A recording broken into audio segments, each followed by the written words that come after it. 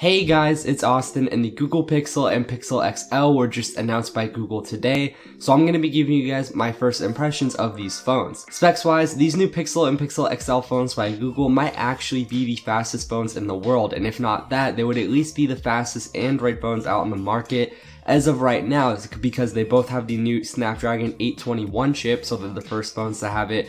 Is a quad-core chip, and they both have 4GB of RAM and 32 or 128GB of storage. Now, because these phones aren't out yet and we haven't seen this chipset in any other phone, we don't know how fast the chip will be, but it should be faster than the 820. But we also don't know in this phone how it will perform in terms of like managing heat. But what we do know is that this phone will be shipping with Android 7.0 Nougat out of the box, and that has some cool new features with it, like a new voice assistant that's kind of like Siri, and there's a new support option in the settings app that will let you get support for your phone right within the phone. Now, spec wise, like I said, these phones are pretty good, but design wise, I don't really know. I just don't like the design of these phones, and I don't know if it would grow on me if I bought these phones. Now, it is a metal unibody design, and it comes in black, blue, and silver, but there's like a two-tone finish on the back of the phone that just doesn't look that good. And if you get one with a white front, there's a ton of sensors on the front of the phone that the black version hides that the white doesn't. I don't really know what the purpose of the two-tone finish was either, if it was just for looks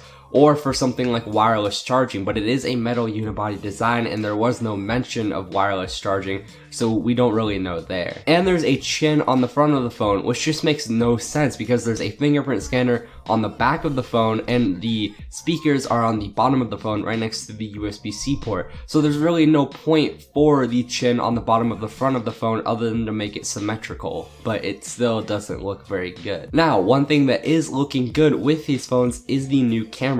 Both of these phones have 12.3 megapixel cameras with fairly large pixels at 1.55 microns and an aperture of f2.0. Now, they talked about these cameras having stabilization, but it's all software based. There is no optical stabilization as far as we know. I would have liked to see the aperture be a little bit lower like we've seen with other phones, like the iPhone now has an f1.8 aperture, but I don't even know if that will affect the performance of the camera. We're gonna have to wait and see if it comes out, and if it doesn't, then it's not really a big deal, it being f2.0. And the front camera on these phones is an 8 megapixel camera with 1.4 micron sized pixels and an aperture of f2.4. In the box of both of these phones, you get an 18-watt USB-C quick charging wall charger, which is pretty cool, but even cooler than that is you get not only a USB-C to USB-C charging cable, which is USB 2.0, but you get a USB 3.0 Type A to Type C adapter in the box, and you can use this to plug in your old phones and transfer all of your information seamlessly and through a wire instead of wirelessly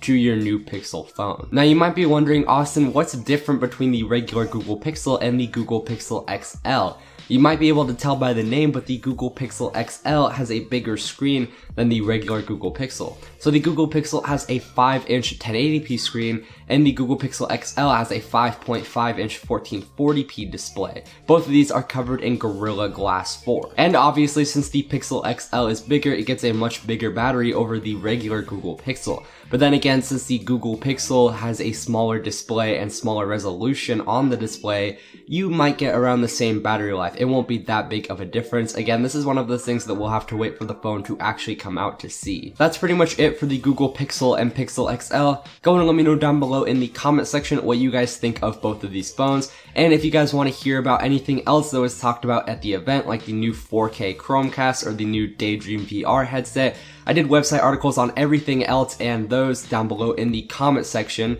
and I also did a written write-up of my first impressions of the Pixel and Pixel XL phones, so you can go ahead and check those out if you want. Give this video a like if you enjoyed it. Thank you guys for watching, and I will see you guys in the next video.